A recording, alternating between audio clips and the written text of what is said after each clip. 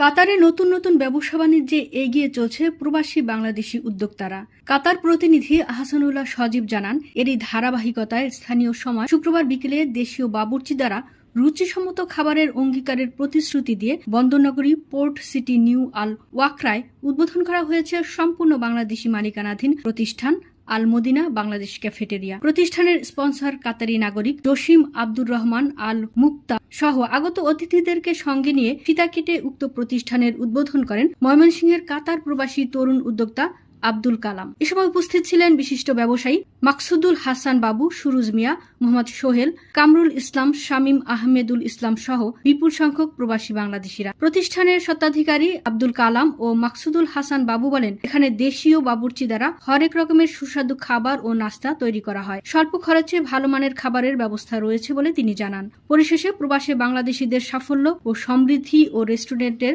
সফলতা কামনা করে বিশেষ মোনাজাত করা হয়।